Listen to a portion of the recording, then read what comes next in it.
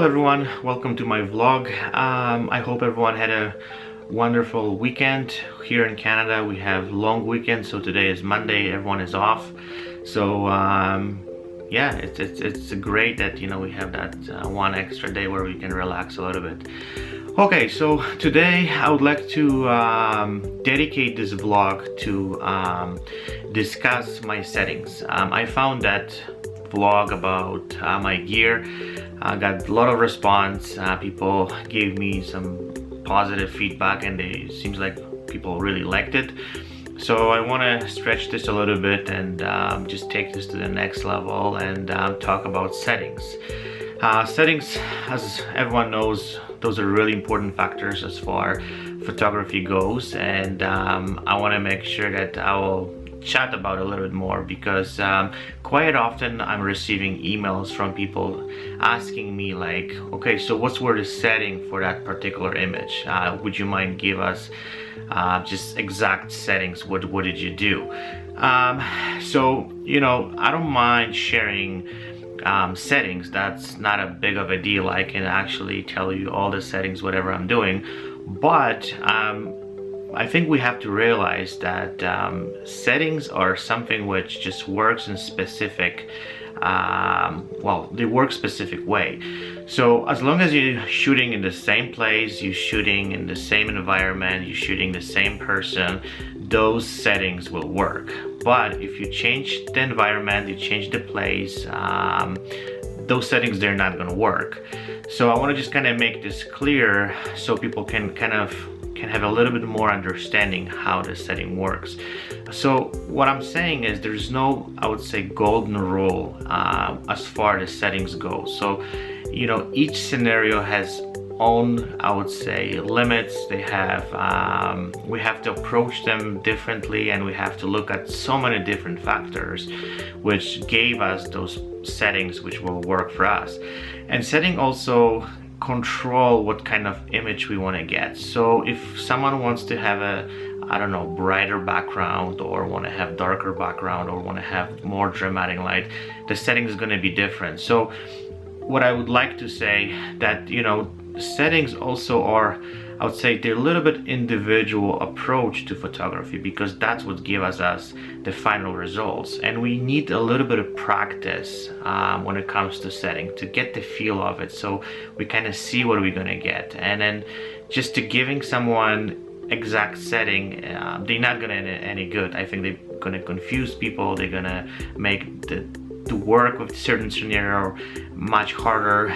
So let's kind of go into this and then just discuss this, what works, what doesn't work, and then how I personally approach to settings as far headshot goes. So so let me start with this. So one of the most important thing what I found as far as the setting goes, depends where you're shooting. Are you shooting indoor or are you shooting outdoors? Those are the kind of two things which you have to kind of look at. I personally prefer to shoot indoors, and I'll tell you why. Well, first of all, I found shooting indoor, the light is more kind of settled. I know there might be some windows, there might be some additional lights, there might be like different walls, like darker walls or brighter walls. That's also gonna affect the settings, but at least the light is pretty much settled. I'm shooting outside where everything changes fairly quickly, and I living also in an environment where Calgary is the place where we have tons of clouds. There's a lot of bright days out, like throughout the year. So outside the lights are changing constantly, and then this is kind of difficult because you have to just keep eye on it, and you have to make sure that you're following what's really going on, so you're not gonna start I don't know, making mistakes, and you're gonna get image overexposed or underexposed, and then it's just sometimes it's so tough that on the top of, you have to work with the client, you have to watch what's going on, how the light is kind of changing and stuff like that. When I shoot indoor, this whole thing is more subtle and it's more controllable, in my opinion.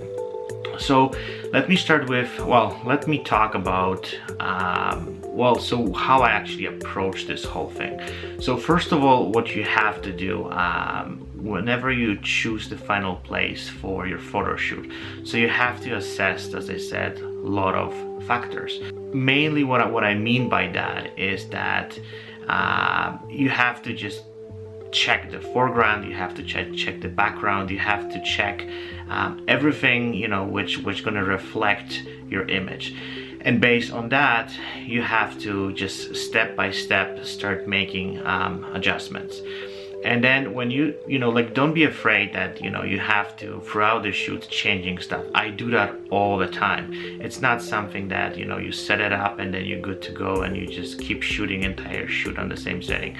Play with it, look what works, check your images, make sure you're changing stuff, adjusting stuff, you're moving things around. So finally, throughout this process, first of all, you learn a lot and you're gonna see what works, what doesn't work.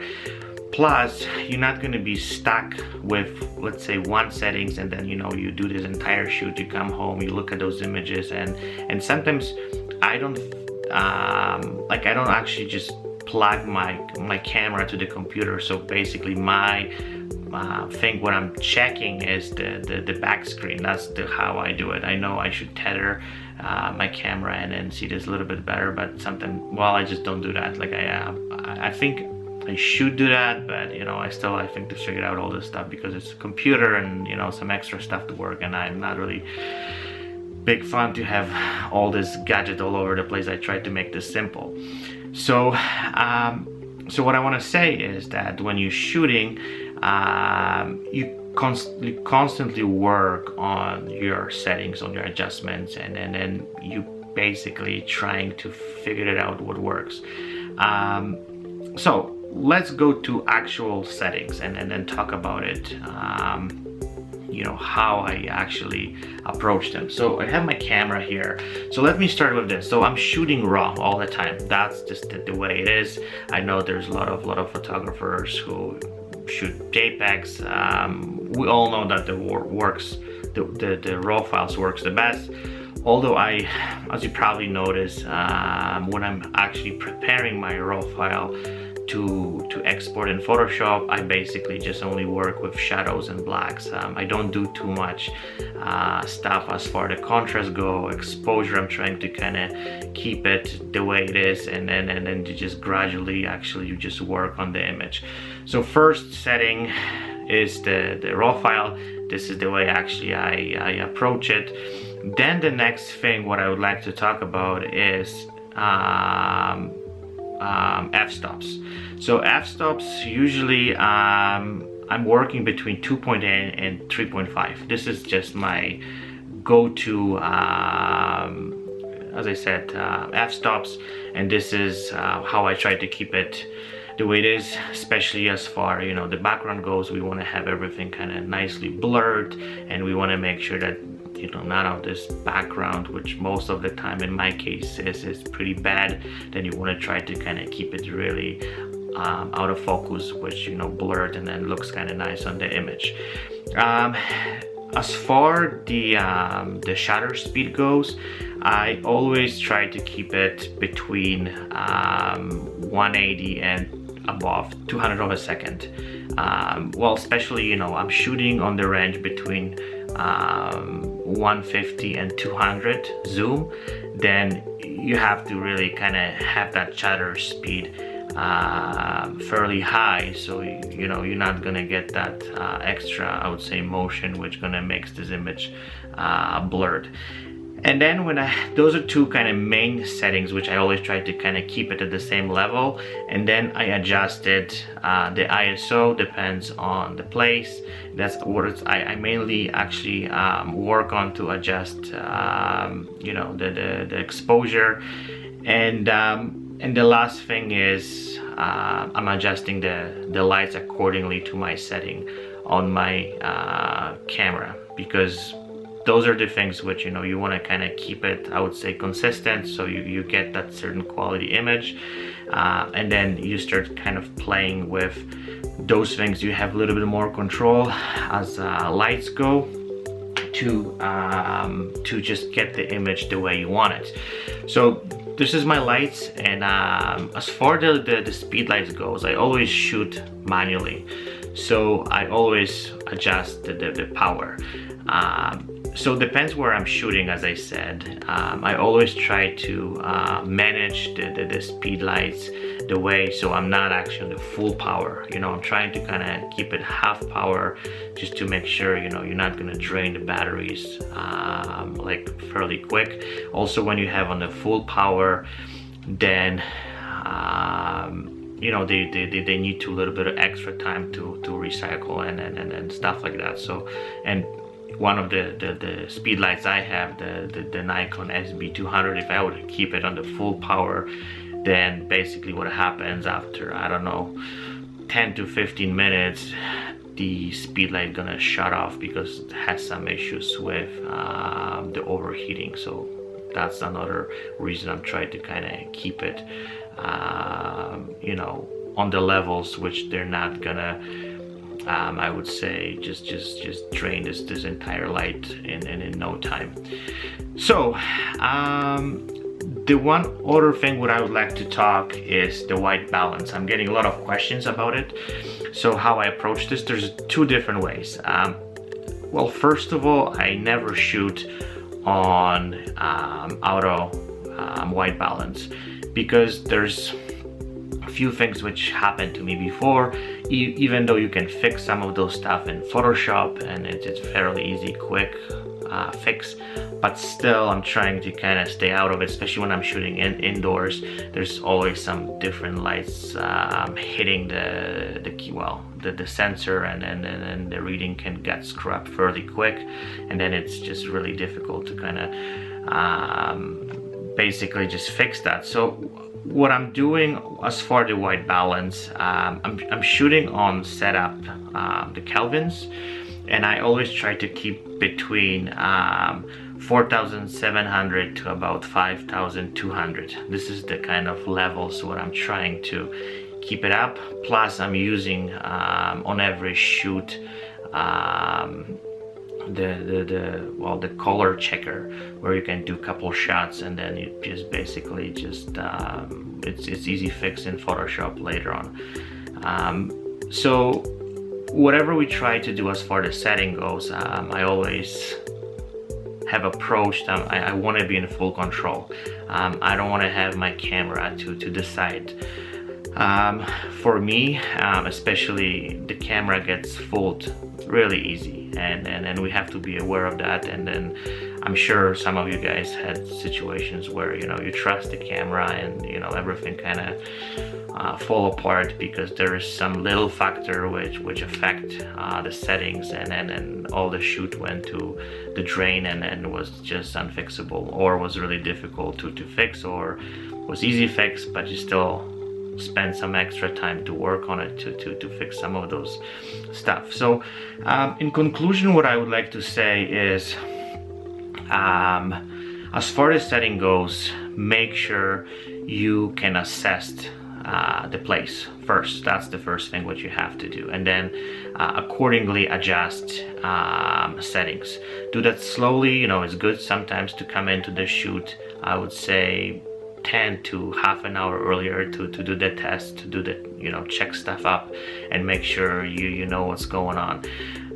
More you shoot and more crazy places you shoot, you learn more, and then it's much easier to see things and adjust them and kind of predict what's gonna work and what's not gonna work. And then, you know, slowly, step by step, start adjusting stuff. Even when you're shooting, I always actually don't feel bad that, you know, you have to have everything set up, and you don't worry that the client is gonna like, well, why he's changing this all the time. I do that all the time because I know this is in my hands and I have to control it, and I have to make sure that at the end of the day I'm getting the images and the shots which, you know, the client will be happy with. And as I said, there's no one particular golden rule which gonna say, okay, those settings gonna work.